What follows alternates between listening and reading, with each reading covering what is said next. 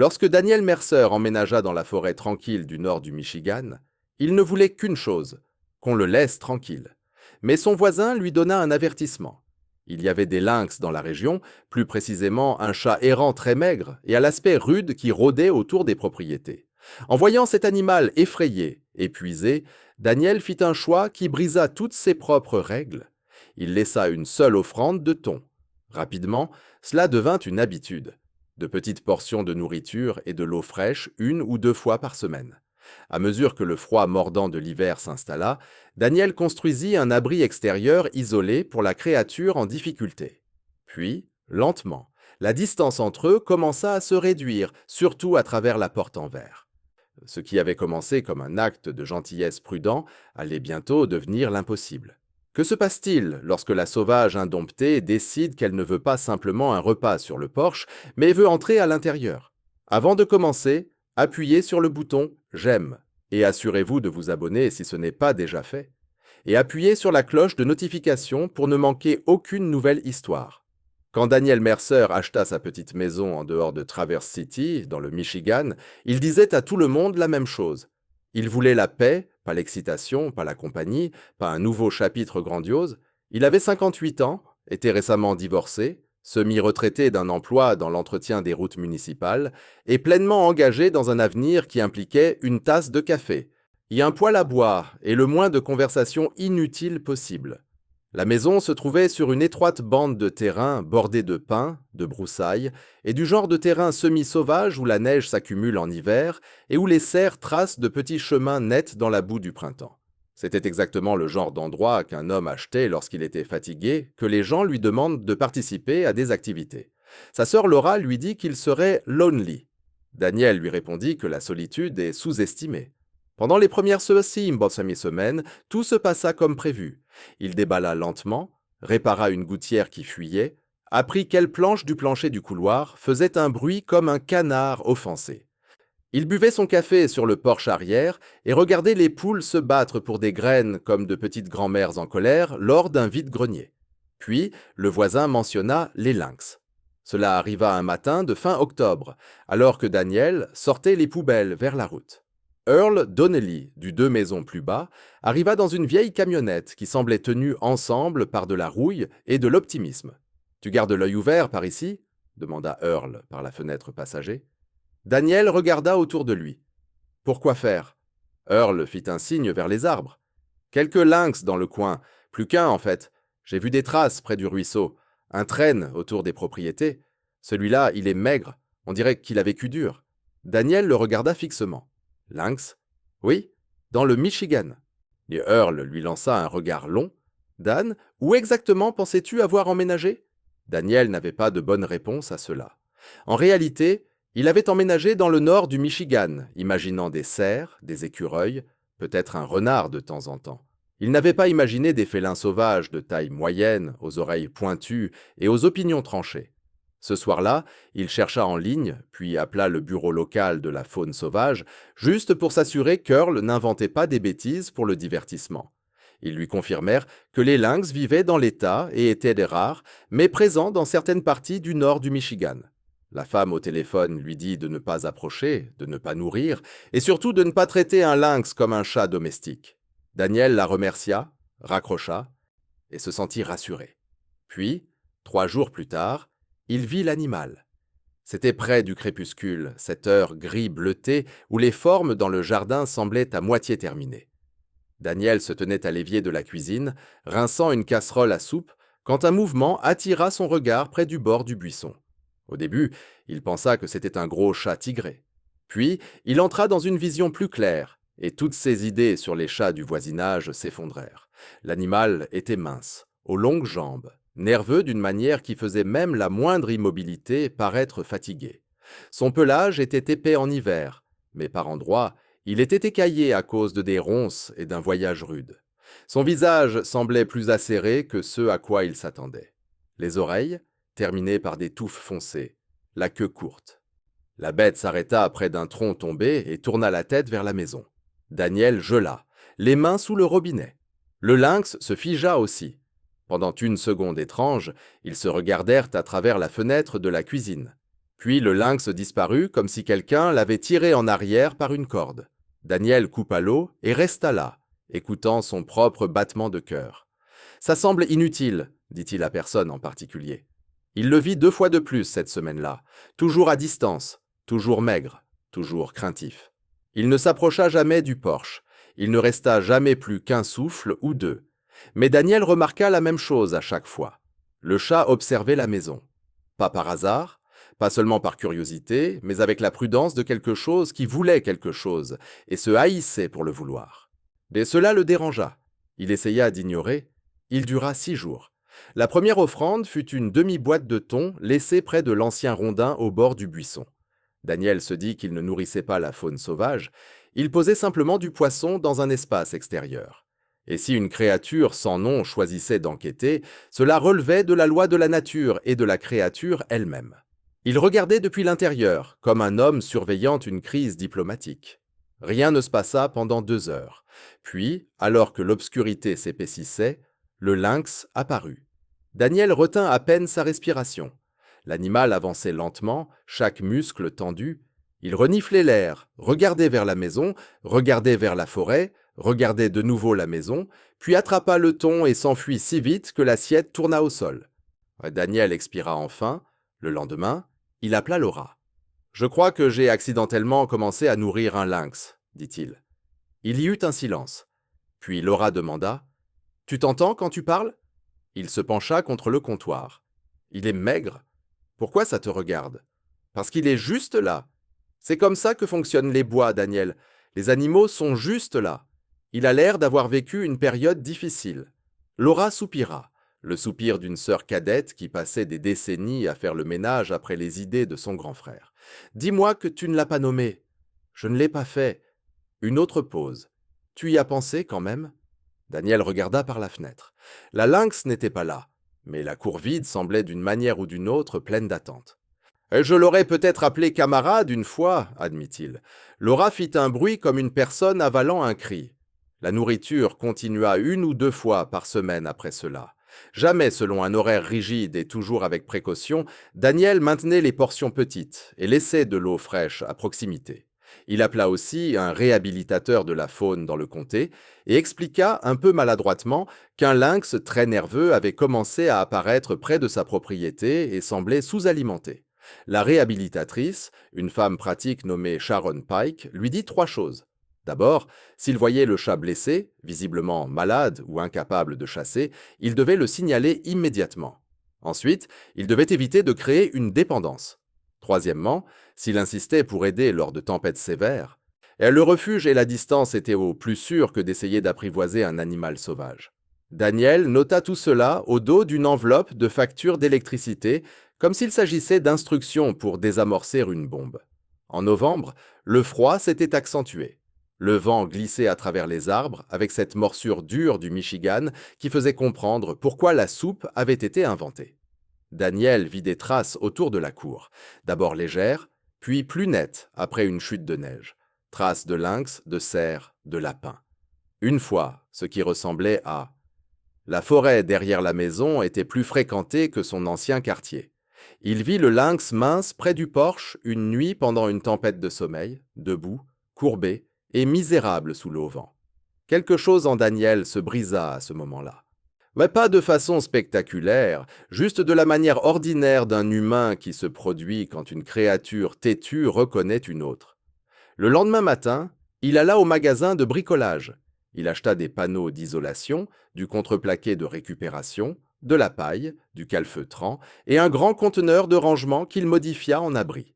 La caissière, qui ne le connaissait que comme le nouveau avec les sourcils sérieux, lui demanda s'il travaillait à l'ivérification des tuyaux. « Non, dit Daniel, je construis un petit condo pour un animal sauvage avec lequel je ne suis pas émotionnellement impliqué. » La caissière cligna 2 fois des yeux. « Eh bien, dit-elle, bonne chance avec ça. » Daniel passa l'après-midi à construire ce qu'il appela plus tard le bungalow pour lynx. Mais seulement pour lui-même parce qu'il avait aussi ses standards. Il fit une entrée juste assez grande pour l'animal, ajouta de l'isolation, bourra de la paille entre les murs et plaça l'abri sous l'extrémité éloignée du porche pour qu'il reste au sec et en partie dissimulé. Il saupoudra un peu de paille autour de l'entrée et recula, bras croisés. Ça avait l'air ridicule, mais ça semblait aussi solide. Cette nuit-là, il vérifia la lumière du porche 3 fois avant de se coucher, puis évita délibérément de regarder dehors de peur de faire peur au chat. Il dormit mal quand même. À 6 heures du matin, pendant que le café coulait, il écarta enfin le rideau. Là, sous le toit du porche, se trouvait le lynx. Pas seulement près de l'abri, mais dedans. Seul le visage apparaissait, encadré par l'ouverture, oreilles dressées, yeux à moitié plissés. L'animal ressemblait à un homme dans un motel qui n'était pas ravi du décor, mais qui appréciait le chauffage. Daniel rit à haute voix. C'était un rire court, surpris, qu'il ne s'attendait pas à entendre de lui-même. « Eh bien, je vais voir, dit-il. » Il ne dit rien à personne pendant plusieurs heures, en partie parce qu'il ne voulait pas exagérer l'événement, et en partie parce qu'il voulait en profiter en privé d'abord. À midi, il avait envoyé à Laura une photo floue. Sa réponse arriva immédiatement. « Ce n'est pas un chat errant, Daniel, lui écrivit-il en retour. Je suis au courant. » Ensuite, il utilisa l'abri. Puis Laura envoya « Tu as l'air fier comme s'il était entré à l'université ?» Daniel fixa le message et murmura « Il l'était un peu, en quelque sorte. » L'hiver s'installa vraiment après Thanksgiving. La neige arriva en grande quantité, puis forma une croûte, puis fondit et gela à nouveau. Le lynx continuait à apparaître. Parfois, Daniel ne voyait que des empreintes de pattes. Parfois, l'animal apparaissait au crépuscule près de la porte-fenêtre arrière, attiré par la chaleur, l'odeur ou une simple habitude. Daniel cessa de le considérer comme un animal sauvage de passage et commença à le voir comme une partie du climat, une partie du rythme de la propriété. Pas la sienne, jamais la sienne, mais présente.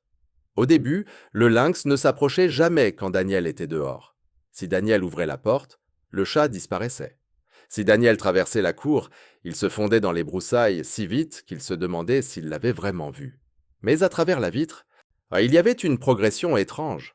Le lynx restait sur le tapis, puis plus longtemps, puis s'asseyait, puis s'étalait dans un rayon de soleil comme si la vitre était un accord légal que les deux parties avaient accepté. Daniel développa une routine. Café du matin, vérifier la cour, recharger l'eau, dire quelques mots tranquilles par la porte, principalement parce que le silence semblait impoli. Il se surprit à parler au chat de choses pratiques. « Tu as raté une sacrée tempête hier soir. Cet écureuil prend de mauvaises décisions. Si tu pouvais arrêter de fixer le mangeoire comme un percepteur, ce serait génial. » Pour sa part, le lynx clignait généralement lentement ou l'ignorait. En janvier, Daniel remarqua que l'animal avait meilleure mine. Pas gros, pas domestique, pas mou, juste plus fort. Les hanches, qui ne ressortaient en plus si nettement. La fourrure semblait plus propre. La démarche, autrefois tendue et épuisée, avait un peu de ressort. C'est alors qu'Earl vit le lynx sur le porche de Daniel et manqua de renverser son camion dans une congère. « Qu'est-ce que tu fais, bon Dieu ?» demanda Earl, debout dans l'allée de Daniel, avec un sac de sel fondant dans une main. « Vivre en paix. Cette chose est assise sur ton tapis d'accueil ?» « Oui, » plissa Earl les yeux. « Pourquoi ?» Daniel pensa que c'était une bonne isolation. Earl s'approcha, regardant le porche où le lynx avait déjà disparu. « C'est un lynx, Dan, pas un raton laveur ambitieux. Je sais ce que c'est. Tu le nourris ? Pas beaucoup. » Earl se frotta le front. « J'ai vécu à côté de certains hommes stupides dans ma vie, mais celui-ci est de qualité supérieure. » Et Daniel se raidit. « J'ai parlé à un réhabiliteur. Ce n'est pas aussi utile que tu le penses. » Pourtant, il a dû admettre que la situation était étrange. La lynx n'agissait pas de manière agressive, elle ne traquait pas les gens, elle ne mettait personne au défi. Elle se contentait de planer autour de la propriété de Daniel comme un locataire profondément suspect. À la fin de l'hiver, le chat a commencé à apparaître en plein jour. C'était nouveau. Daniel lisait dans le fauteuil inclinable et levait les yeux pour découvrir la lynx assise sur la rambarde de la terrasse, le regardant comme un superviseur déçu. Une fois, il est entré dans l'entrée extérieure et a trouvé l'animal pressé contre la vitre extérieure, le regardant pendant que des flocons de neige s'accrochaient à ses moustaches. Daniel s'est arrêté net. La lynx s'est arrêtée net. Ils se sont fait face, séparés par une vitre et 40 ans de bon sens. Puis Daniel, parce qu'il n'était apparemment plus un homme guidé par la logique ordinaire, s'est accroupi lentement et a brandi un petit morceau de poulet cuit de son assiette de déjeuner. La lynx n'a pas bougé. Daniel a déposé le poulet juste à l'extérieur de la porte et a reculé. L'animal a attendu 1 minute entière, puis l'a pris et s'est retiré. C'est devenu la étape suivante. Pas quotidiennement, pas même souvent, juste des friandises occasionnelles, toujours petites, toujours calmes, laissant toujours à l'animal la liberté de choisir. Daniel ne forçait jamais. Il ne coinçait jamais. Il ne tentait jamais de toucher. Il se contentait de s'asseoir sur le pas de la porte, parfois avec un morceau de dinde ou de poulet, et laisser la lynx décider combien de monde elle pouvait supporter ce jour-là. La plupart des jours, la réponse était pas grand-chose. Puis un jour de mars, l'impossible chose qui semblait impossible s'est produite. Daniel était assis sur le pas arrière, portant une vieille veste en cuir et un bonnet en tricot que Laura lui avait offert il y a 5 Noëls. La fonte des neiges coulait du trottoir dans de lentes gouttes froides. Il avait une bande de dinde cuite dans une main et peu d'attente dans le reste de son corps. La lynx est sortie des buissons, a fait une pause, puis a fixé son regard. Daniel était resté immobile. La lynx a fait quelques pas en avant, puis encore quelques-uns. Daniel pouvait entendre son propre pouls dans ses oreilles. Les mouvements du chat étaient prudents, mesurés, pleins de nerfs. Il s'est approché suffisamment pour que Daniel voie ses taches pâles sur la moustache, les lignes noires autour des yeux, la fourrure épaisse d'hiver autour du visage. Puis il a tendu son cou, a saisi la dinde directement entre les doigts de Daniel, puis a sauté en arrière. Daniel a poussé un cri si aigu qu'il a presque inhalé sa propre langue. La lynx se tenait à 2 mètres, mâchant, les oreilles à moitié de côté, manifestement horrifiée par ce qu'elle venait de faire. Daniel était resté figé. « Eh bien, a-t-il murmuré, c'est nouveau. La lynx a avalé, a fliqué sa queue une fois et n'a pas couru. Ce moment a tout changé. Pas du jour au lendemain, et pas de façon magique. Mais après cela, la peur s'est affaiblie. La lynx a commencé à prendre les friandises plus facilement. Ensuite, elle restait à proximité après avoir mangé. Puis, elle s'asseyait à côté de Daniel sur le pas de la porte, avec un espace personnel évident. Puis, un après-midi doux d'avril, alors que Daniel était accroupi pour déposer un bol d'eau, la lynx s'est approchée par derrière et lui a donné un coup de coude. Daniel a failli tomber dans la haie. Il s'est tourné lentement. La lynx se tenait là, avec une expression que Daniel décrirait plus tard à Laura comme légèrement impatiente. « Tu ne peux pas faire ça pour surprendre un homme, » a dit Daniel. La lynx a cligné des yeux. Daniel a tendu l'arrière de ses doigts, bougeant lentement comme Sharon, la réhabilitatrice, lui avait montré avec des animaux moins dangereux. La lynx a reniflé, réfléchi, puis a frotté brièvement le côté de son visage contre les knuckles de Daniel avant de s'éloigner. C'était le premier contact. Et Daniel était resté assis sur le porche pendant 10 minutes après, souriant comme un idiot. L'humour a commencé à monter une fois que la peur s'est estompée. Une lynx, a découvert Daniel, pouvait être digne dans les bois et complètement ridicule autour d'une maison. La première fois qu'elle est montée entièrement sur la terrasse, elle a passé 5 minutes d'affilée à essayer de comprendre un tapis en caoutchouc avec l'intensité d'un scientifique examinant une technologie extraterrestre. Un autre jour, il a vu son propre reflet dans la porte en verre, s'est gonflé comme un plumeau avec des problèmes de colère et a giflé la vitre une fois avant de réaliser que le chat rival l'avait copié exactement. En juin, il a découvert les carillons éoliens. Daniel avait acheté un petit ensemble lors d'un vide-grenier parce qu'il pensait qu'ils sonnaient bien. La lynx pensait qu'ils étaient soit une proie, soit du matériel ennemi, soit de la sorcellerie. Il s'est accroupi en dessous, a sauté dessus, a raté, a atterri sur le côté dans un massif de fleurs, puis a fait semblant que c'était intentionnel. Daniel a ri si fort qu'il a dû s'asseoir sur le pas de la porte. « Tu ne dis à personne que j'ai vu ça, » a-t-il dit. La lynx, maintenant couverte de paillis, semblait offusquée. L'intérieur de la maison est venu plus tard, et seulement parce que la lynx l'a choisi elle-même. Daniel avait laissé la porte arrière entr'ouverte un après-midi humide de juillet en portant des courses de la voiture. Lorsqu'il est revenu dans la cuisine, la lynx était là. Chez la lynx se tenait à 1 mètre dans l'entrée, les pattes raides et alertes, regardant autour comme un inspecteur du bâtiment qui aurait déjà des préoccupations. Daniel a arrêté de bouger. « Eh bien, a-t-il dit doucement, il semble que tu aies pris une décision. » Les oreilles de la lynx se sont tournées. Daniel ne s'est pas approché. Il n'a pas fermé les portes derrière lui. Il est simplement resté là où il était et a laissé l'animal explorer. La lynx a reniflé le plateau à bottes, le porte-parapluie, un sac de course et une vieille glacière. Puis il est entré dans la cuisine, a regardé le plafond du ventilateur comme s'il était personnellement insulté par son existence, et a continué. Cette première visite à l'intérieur a duré peut-être 4 minutes, la deuxième a duré 10, en quelques semaines. La lynx avait établi un schéma très précis. Il ne venait que lorsque la maison était calme. Il ne supportait jamais les mouvements brusques. Il préférait l'entrée, la cuisine et le salon. Il détestait l'aspirateur avec une conviction philosophique profonde. Il a aussi développé une obsession pour un petit gant de laine que Laura avait offert à Daniel. Peut-être parce que ça sentait la laine, la vieille maison et les pieds humains, qui apparemment créaient ensemble une équation féline parfaite. Un soir, Laura était venue rendre visite et a enfin vu la situation de ses propres yeux. Le lynx était sur la terrasse arrière à son arrivée. Laura s'est tenue sur le porche, regardant à travers l'écran. Daniel. Oui, il y a un lynx assis sur ta chaise. Oui, c'est ta bonne chaise. Il préfère aussi celle-là. Laura se retourna lentement. J'ai besoin que tu comprennes à quel point c'est fou. Daniel croisa les bras. En général, il ne vient pas chez les étrangers. À ce moment précis, le lynx se leva, s'étira, traversa la porte de derrière ouverte dans la cuisine et s'assit à côté du réfrigérateur. Laura se mit une main sur la bouche. Daniel tenta, sans succès, de ne pas paraître satisfait.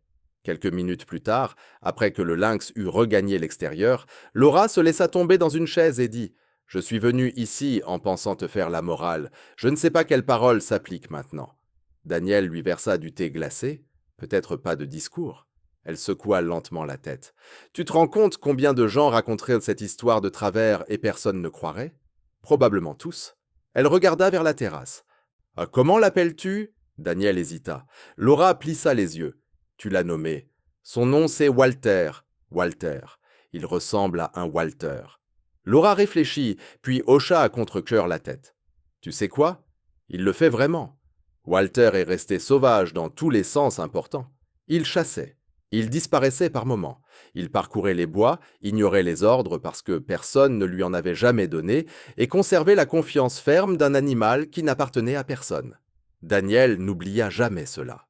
Sharon est de sortie une fois, à la fin de l'été, pour observer de loin et a donné à Daniel une discussion à moitié approbation, à moitié avertissement.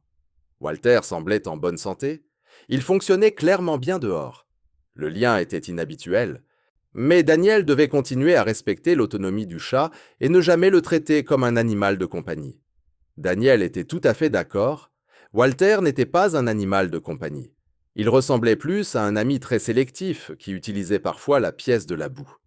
Au moment où approchait le premier anniversaire de la première fois que Daniel l'avait repéré, Walter s'était intégré dans la vie de Daniel de manières à la fois subtiles et absurdes. Daniel organisait ses courses en fonction des passages réguliers de Walter. Il achetait de meilleurs thermomètres extérieurs, parce que la météo devenait soudainement importante d'une manière personnelle. Et il gardait une serviette près de la porte arrière après avoir appris qu'un lynx mouillé pouvait produire une quantité étonnante de preuves boueuses sans sembler toucher le sol. Il changea aussi de manière que sa famille remarqua avant lui, il était moins irritable. Il répondait plus souvent au téléphone. Il rendit visite aux petits-enfants de Laura sans se plaindre quand il lui montrait un projet scolaire impliquant des planètes en papier mâché avec une application de paillettes suspectes. Il participa même au barbecue du Labor Day chez Earl, mais seulement pendant 1 heure et sous protestation. « Tu es plus sympathique » lui dit Laura un après-midi. « Je ne le suis pas. »« Si, tu l'es. Je suis exactement pareil. » Elle sourit en buvant son café. « Tu laisses un lynx sauvage t'apprendre la patience ?» Daniel ricana. « Ah, il m'a surtout appris à ne pas laisser de viande de sandwich sans surveillance près du comptoir. » Cette partie était aussi vraie. Walter était une fois entré par la pièce de la boue, avait découvert une assiette avec un demi-sandwich à la dinde et s'était servi à une vitesse qui ferait honte à un pickpocket. Il ne mangeait pas le pain. Il enlevait simplement la viande avec une précision chirurgicale et laissait le reste derrière, ce qui était d'une manière ou d'une autre plus insultant. Puis vint le jour qui scella l'histoire dans la mémoire familiale pour toujours. C'était début octobre, presque exactement 1 an après que Daniel avait vu pour la première fois le lynx mince et effrayé au bord des arbres. L'air avait cette odeur fraîche et sèche de feuilles et de fumée de bois. Daniel passa la matinée à empiler du bois dans le cabanon. Walter n'était pas apparu depuis presque 4 jours, ce qui n'était pas inhabituel, mais Daniel se surprenait à regarder vers les broussailles. Vers le crépuscule, il était dans le salon en train de lire quand il entendit un bruit sur la terrasse. Il leva les yeux, souriant automatiquement, en attendant Walter. Au début, il crut que ses yeux lui jouaient des tours. Walter était là, oui, mais il n'était pas seul. Derrière lui, près de la rambarde, se tenait un autre lynx, plus petit, plus jeune, aux yeux brillants, à la fourrure épaisse et visiblement incertain quant à la maison. Un deuxième. Daniel se leva lentement de la chaise, les livres glissant oubliés au sol. Walter se tenait près de la porte en verre et le regardait. Puis, et avec l'air solennel d'un homme qui amène un invité à dîner sans prévenir, Walter jeta un œil au lynx plus jeune, puis à Daniel à nouveau. La bouche de Daniel tomba ouverte. « Non » murmura-t-il. « Non, tu ne l'as pas fait » Le plus jeune lynx fit 2 pas prudents en avant et regarda vers la fenêtre. Walter resta calme, presque nonchalamment. La scène était si étonnamment domestique que Daniel éclata de rire, incrédule. On aurait dit que Walter avait amené quelqu'un pour le rencontrer. Daniel appela Laura d'une main, tout en gardant les yeux sur la terrasse. Elle répondit au bout de la 2e sonnerie. « Que s'est-il passé ?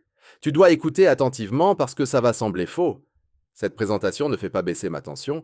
Walter est sur la terrasse. D'accord. Et il a amené un autre lynx. Silence. Puis Laura dit très lentement « Il a quoi ?» Il en a amené un autre. Ils sont tous les deux là. Ils continuent de me regarder comme si je devais faire quelque chose de socialement approprié. Laura éclata de rire si fort qu'elle dut poser le téléphone. Daniel ne pouvait pas lui en vouloir. C'était impossible, ridicule, au-delà de tout ce qu'il aurait cru 1 an plus tôt, quand il n'était qu'un homme cherchant à rester seul dans une maison tranquille. Il n'ouvrit pas la porte. Il n'essaya pas de contacter. Il resta simplement là, parlant doucement à travers la vitre, comme il le faisait toujours. Walter resta détendu. Le plus jeune lynx, après plusieurs minutes d'hésitation, suivit Walter jusqu'au bol d'eau, but, puis les 2 chats s'assirent sur la terrasse dans la lumière déclinante, comme s'ils attendaient un retard de train. Ils restèrent de presque 25 minutes. Avant de partir, Walter vint seul à la porte et s'assit directement en face de Daniel. Sans implorer, sans demander, simplement assis là à le regarder avec ses yeux dorés et bruns, Daniel s'accroupit de l'autre côté de la vitre. « Tu as amené de la compagnie » dit-il. Walter cligna une fois des yeux. Daniel sentit quelque chose se nouer dans sa gorge. Pendant toute une année, il avait cru être lui, celui qui faisait des choix, qui tendait de l'eau, construisait un abri, ouvrait une porte, restait patient. Mais, agenouillé là, avec la lumière qui s'effaçait autour du pont et les traces d'un autre lynx à côté de celle de Walter, il comprit quelque chose de simple. Le plus grand choix n'avait jamais été le sien. Walter avait choisi de s'approcher. C'est Walter avait choisi de rester. Walter avait choisi, de la manière dont les créatures sauvages décident de telles choses, de faire de la place pour un humain particulier dans sa vie étrange et compliquée. Le plus jeune lynx ne devint pas un visiteur régulier, même s'il revint plusieurs fois cet automne-là. Daniel soupçonnait qu'il s'agissait peut-être d'un jeune de la région voisine, peut-être un que Walter tolérerait, peut-être un parent, peut-être simplement un autre voyageur de passage. Il n'avait jamais prétendu savoir avec certitude. La faune sauvage ne lui devait pas d'explication. Walter, cependant, continua comme avant. Il allait et venait. Il dormait parfois dans l'abri que Daniel avait reconstruit cet hiver, avec une isolation encore meilleure. Même si Earl l'appelait la cabane de luxe, il entrait encore dans la maison quand cela lui convenait. Il s'asseyait toujours dans la bonne chaise quand il pensait que Daniel ne regardait pas. Il se comportait toujours comme un animal sauvage d'abord, un compagnon jamais. Et Daniel l'aimait pour cela précisément. À Thanksgiving, Laura demanda à Daniel de dire la grâce avant le dîner, en partie parce qu'elle pensait que cela l'embarrasserait. Au lieu de cela, il surprit tout le monde. Il s'éclaircit la gorge et dit « Je suis reconnaissant pour la famille. Je suis reconnaissant pour ce repas. Je suis reconnaissant de vivre dans un endroit où je peux entendre de nouveau le vent dans les arbres. Et je suis reconnaissant qu'un lynx irrationnel ait amélioré mon caractère malgré moi. » Toute la table éclata de rire. Même Daniel sourit. Plus tard dans la nuit, Laura le trouva sur le porche, regardant dans la cour sombre, où une paire d'yeux brillait brièvement près du linéaire. « Tu n'étais vraiment pas une personne du monde animal avant ça, » dit-elle. Daniel fourra ses mains dans les poches de son manteau. « Je ne pense toujours pas l'être. » Elle le regarda de côté. « Alors, qu'est-ce qui s'est passé ?» Il prit son temps pour répondre. L'ancien Daniel aurait peut-être haussé les épaules, fait une blague, changé de sujet, mais il n'était plus tout à fait cet homme-là. Je pense qu'il a dit que certains animaux ne viennent pas dans ta vie parce que tu vas les chercher. Ils apparaissent, restent juste assez longtemps pour que tu comprennes quelque chose, et puis tu te rends compte que tu as été remanié. Laura resta silencieuse.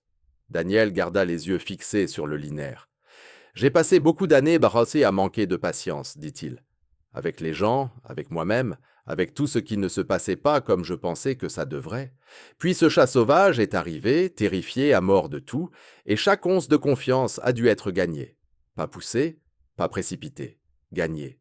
Je suppose que j'avais plus besoin de cette leçon que je ne le pensais. Dans l'obscurité, Walter fit un pas dans la lumière pour une seconde seulement. Solide. Calme et pleinement lui-même. Puis il se détourna et disparut dans le buisson. Laura sourit. « Tu sais, dit-elle, pour un homme qui voulait la paix, tu as fini par recevoir une bénédiction très étrange. » Daniel laissa échapper un rire discret. « Ouais, dit-il, ça semble à peu près ça. » Et c'était la partie que personne n'aurait cru au début. Pas le ton, pas l'abri, pas la friandise prise dans sa main, même pas le jour où le lynx a commencé à entrer dans la maison comme s'il inspectait l'hypothèque. La chose impossible était celle-ci. Un homme qui emménage dans les bois en voulant moins de vie, moins de soucis, moins de sentiments, et qui finit par être choisi par un lynx sauvage qui ne demande rien d'autre que de la patience, un peu de gentillesse, et la liberté de rester exactement ce qu'il était. Si Daniel n'oublia jamais que Walter était sauvage. C'était tout le but. Il n'avait jamais été possédé, jamais conquis, jamais transformé en quelque chose de plus facile, plus sûr ou plus pratique. Il était simplement digne de confiance. Et pour Daniel Mercer, qui avait passé la majeure partie de sa vie à garder le monde à distance, cela s'avéra plus rare que tout le reste dans les bois du Michigan.